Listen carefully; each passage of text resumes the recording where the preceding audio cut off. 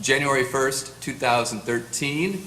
That is your very first moment of yes. Have a great day. Ooh, get that off. Ooh, scary. Good morning, everyone. How we doing? Plenty of good seats still available at StubHub, apparently. So lots of good seats. No one was out there scalping them this morning. Would have really made my ego feel good. How we doing? You three in the front row? All right. Either you got really bad eyes or, yeah, good. Thanks, guys. Good morning, everyone. How we doing? Clark, how we doing? Good, good, good. It's a good thing. It's a good thing. I don't know what's going to happen, but it's a good thing. I've got a PowerPoint, I think. Let me cue that up, Dwight. Yeah, that's it. There we go. Moment of yes. So it's great to be back here. I love being here. What's this all about? EMAC, why am I getting choked up? What is it about this place? Thank you, Lee. That means a lot. Just bear with me for 15 minutes while I cry like a baby.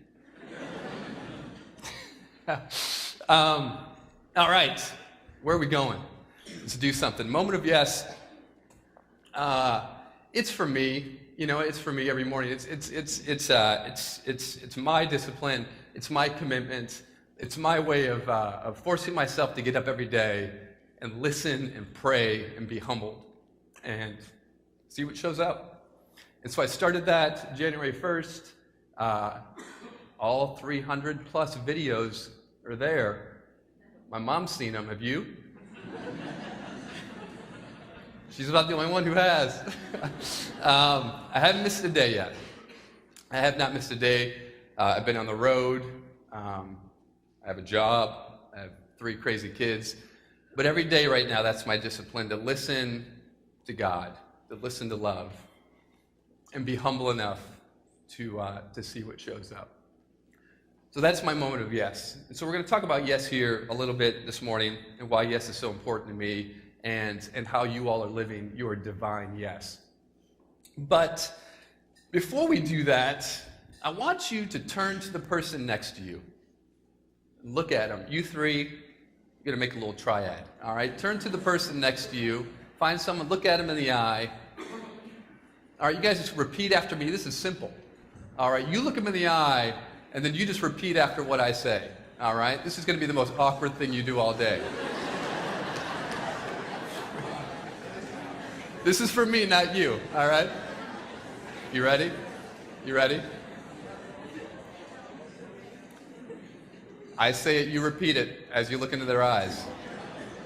You ready? Shh. Hand goes up, mouth goes shut. All right. Hey there. Yeah, I'm talking to you. I probably haven't said it in a while. But you are awesome. You are beautiful.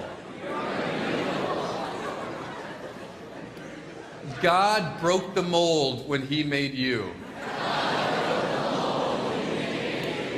I am humbled to be in your presence. Every bit of you I see, I feel, I understand.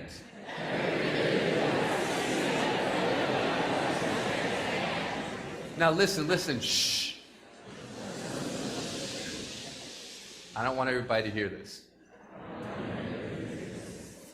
I love you. All right, that's it. You guys are good.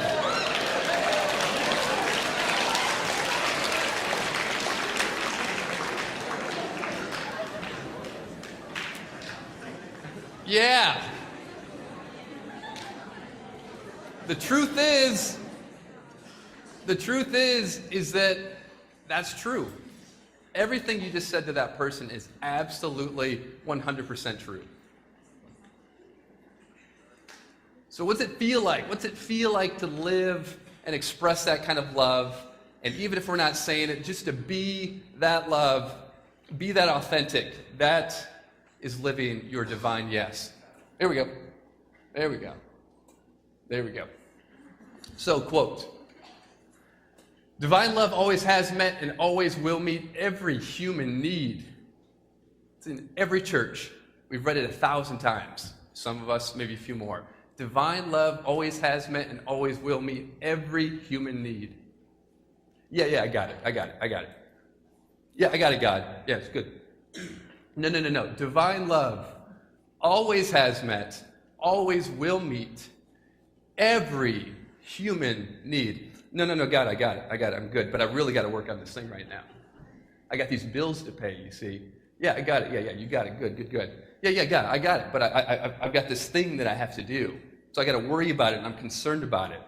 So yeah, I get it. Divine love always has met and always will meet every human need. But my problem's a little bigger than that. So I'm glad that you're there hanging out, God, love.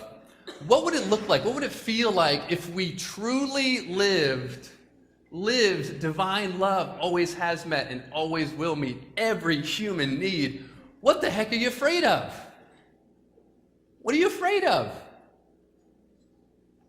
Who aren't you being because you're afraid? Who aren't you being because you're not sure? But if divine love always has met and always will meet every human need, why in the heck aren't you being the most authentic person you can be? Why aren't you doing that thing that you want to do or being that person that you want to be? Divine love always has met and always will meet every human need. Not 9 out of 10. Every. So who are you when you believe that? Who are you when you believe that? How does that feel like? Have you felt that? One of my favorite quotes is leap and the net will appear. Right? Divine love always has met and always will meet every human need. So leap and the net will appear. What's it look like for you to leap? What's it look like for you to rely so fully on God, so fully on love, to just do it? Just be it. And I'm not talking about going out there and just being frivolous and jumping in front of the truck. Divine love has met, always will meet every human need. But what is it in your heart, in your truth, in your yes, in your authenticity that you want to do and be, but fear's holding you back? Leap and the net will appear. Or said otherwise, the answer to how is yes. How am I going to do that? Don't say how, say yes. How am I going to get there? How am I going to do that? How am I going to accomplish that? Hows have killed millions and millions of dreams worldwide, and it's killing them right now. Because you live in how. If you live in yes, it doesn't say divine love always has met and always will meet every human need, and here's how it's going to happen. No. You say yes, you do it. And as Tina Fey, the immortal Tina Fey, say yes, and you'll figure it out afterwards. Right? Say yes, and you'll figure it out. I have had so many say yes, and we'll figure it out moments these last few years. When I was inspired to leave Principia a few years ago, not inspired because get me out of here, but like it felt right. Like, all right, what am I supposed to do, Father? Is it stay or is it go? And the sense was it's time to move on, but move on to what? I don't know. I don't get the how, but it's time to move on. And trusting and listening and leaping, and the net will appear, and it has appeared every single time. Now, it's not always the net that I would have dreamed up, but the net's been there every single time. And when you leap and let it appear, that's like living in total trust. Trust is not taking that next step when you know what's going to happen. That's not trust. Trust is taking that next step and you have no idea what's going to happen, but you know divine love always has met and always will meet every human need. So you can't not take that next step.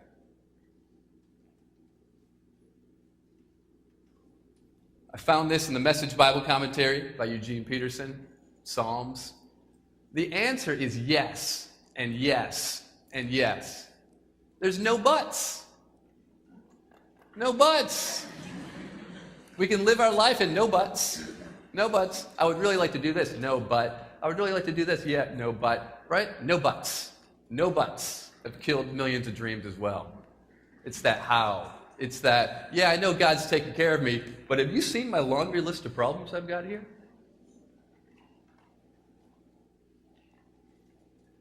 Your yes It's not what you do. And if you are like me, and I think a majority of the people in here, you might not be clear on what you're supposed to do in the world.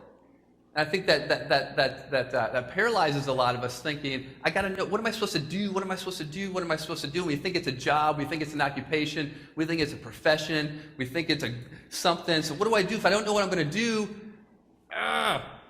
Maybe I'm not worthy. Because that person, they know what they want to do, and look at them. So if I don't know what I want, I can be frustrated. It can be scary. I don't think most of us know what we want to do.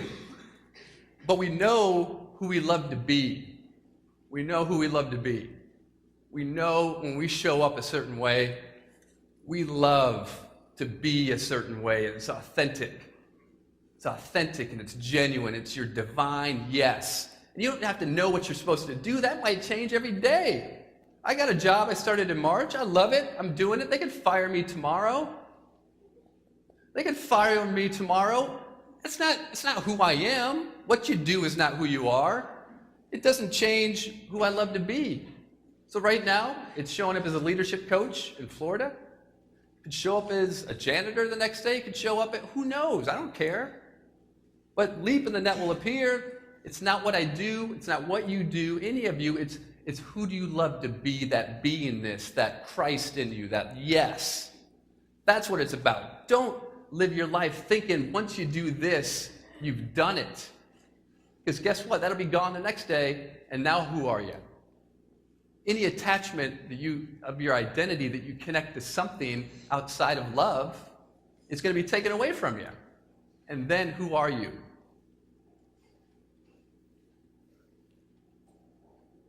So yes equals total trust in love. Total trust. So before I do that, I need a volunteer, preferably someone I don't know. All right, need a volunteer. Yeah, do I know you? Come on up, man.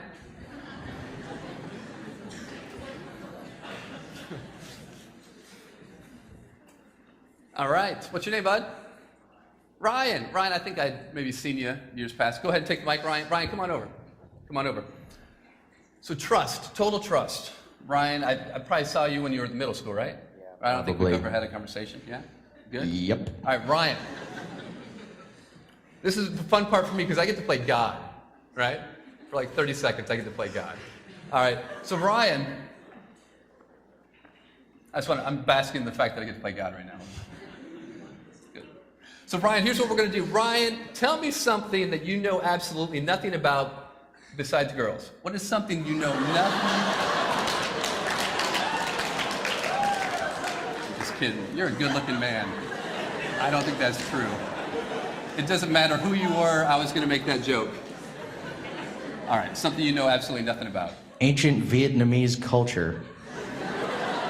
You don't know anything? Absolutely nothing. All right. Come on, Principia, really? He doesn't know about that? Ancient Vietnamese culture.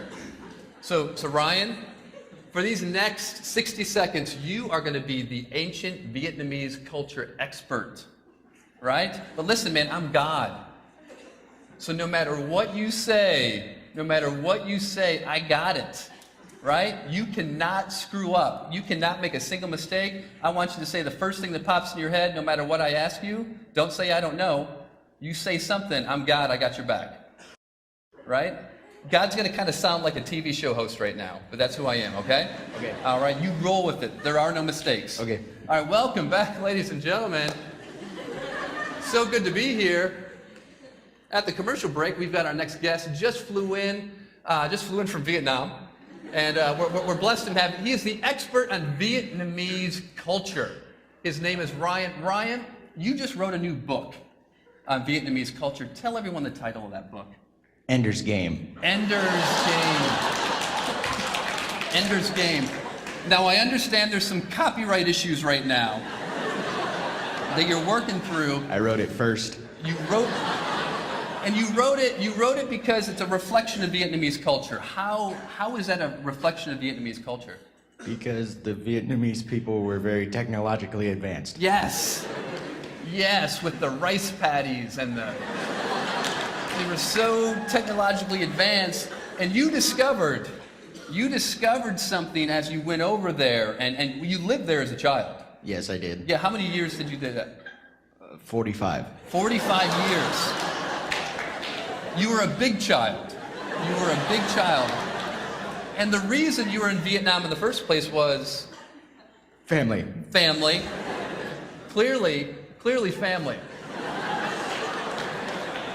And by living in Vietnam all those years, you found one key to their culture, which is Flags. flags. It's all about the flags, and there's something about the flags that connects everyone to each other. What is it?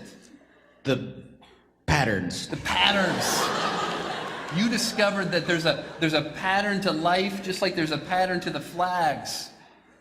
Yeah. Yes. Yes. And so when you wrote your book, you had this epiphany. While you were up one night writing the book, you had this epiphany. You was like, I need to give this book A title. a title. And it was Ender's Game. Yes, it was. It was Ender's Game. And now you're getting ready to go on this world tour, and you're going to teach people. You're going to teach them what? Why Ender's Game is the greatest book in the history of ever. In the history of ever. Not ever, of ever, which is a country right next to Vietnam. Yes, it is. Yes. All right. Thanks, Ryan. Good job, buddy.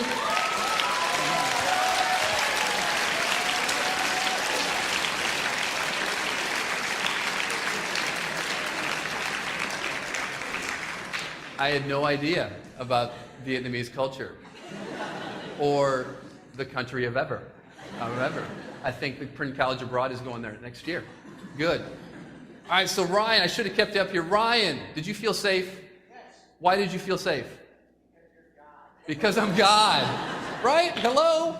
If God's got your back, you can't screw up. And that's the reality. When God has your back, you can't screw up. Now you can screw up, but God's still got your back. I don't think that was necessarily technically true about Vietnam, but I've got his back. So when you trust in God to that level, that no matter what you do, he's got your back. All right, no matter what he said, I was going to justify it. All right, I wasn't going to go, that's not true. That's stupid. What are you doing? That's right? Everything was yes. Everything was yes. Yes. Yes and. Living your yes and. God's got your back. Say yes. Figure it out. The answer to how is yes. The answer to how is God. How am I going to do that? God will figure it out. Say yes and let God work out the details.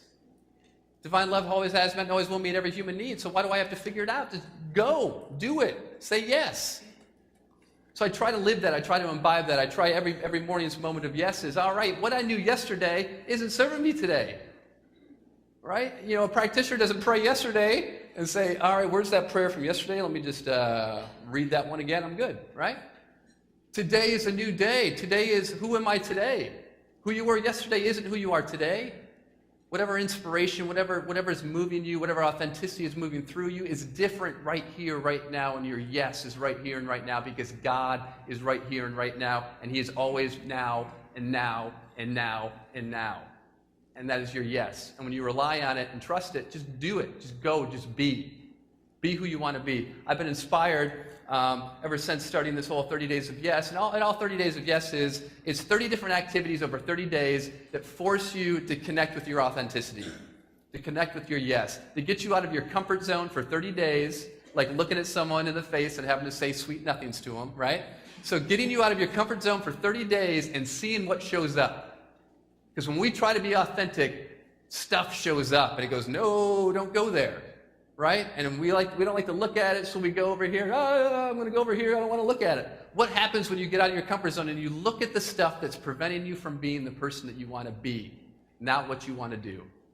And that can be scary, but it can be fun. So I tried to create a program that's fun, and as a result, I've gotten to meet all these wonderful people who are living their yes, that are bucking the system. They're not bucking the system because I'm going to buck the system. They're bucking the system because the system's not working for them. So they're like, this isn't my yes. This isn't what inspires me and drives me and makes me feel like I'm living on God's edge.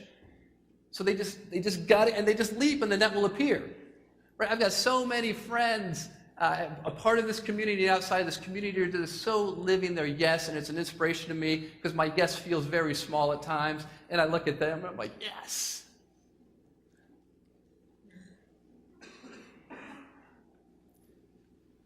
Dave Cornthwaite, not our Dave Cornthwaite, another Dave Cornthwaite from the UK. He was 25, working a corporate job, making good money, coming home, playing video games, vegging out on the couch, and he was miserable at 25. His parents got him a longboard, and he quit his job the next day.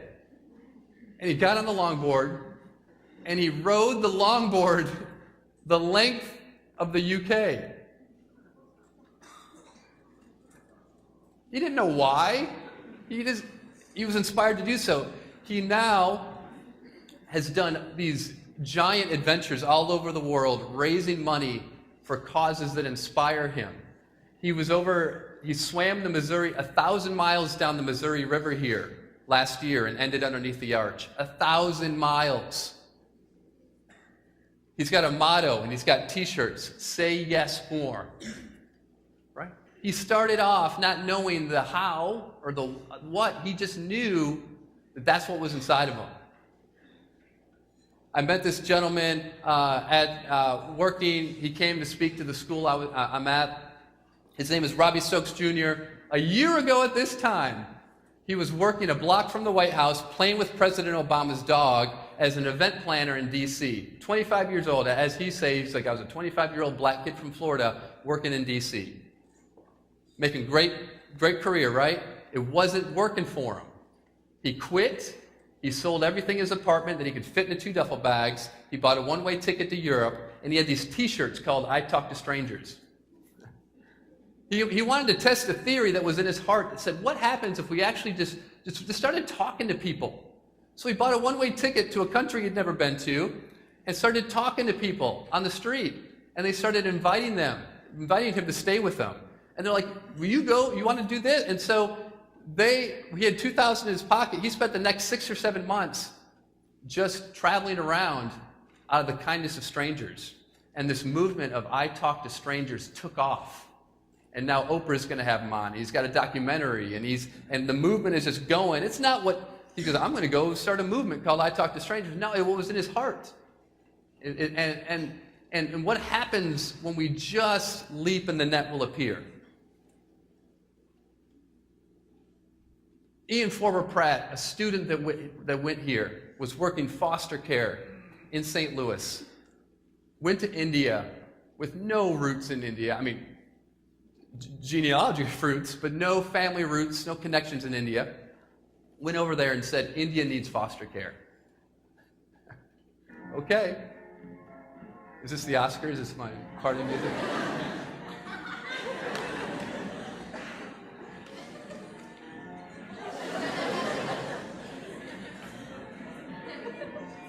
This is nice. I told Dwight I needed some music. That's a bell? That's an awesome bell. Which means I should probably wrap it up. So he went to a country he had no connections and said, they need foster care here. So he did it. He did it. He's now started foster care in India. He's been set up there for about 2 years now. He's changing a country, changing people's lives. Why? How? He didn't know. He knew it had to be done.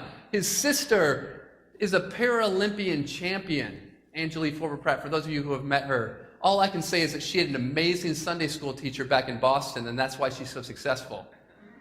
That was me. Okay, so all right. So I can't take credit for it. She was pretty awesome before I had her. So just living your yes in a big way, not based on a prescription. So what does your yes look like? What does your yes look like? Not what do I want to do? What does your yes look like? Who do you want to be?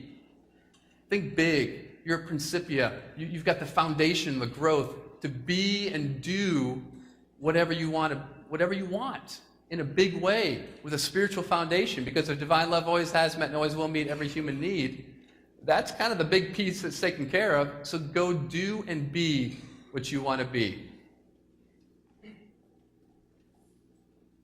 Adults, anyone? There's another Yes 101 starting November 18th. Kids, get your parents' permission. That's it, guys. You guys are awesome. Have a wonderful, wonderful week.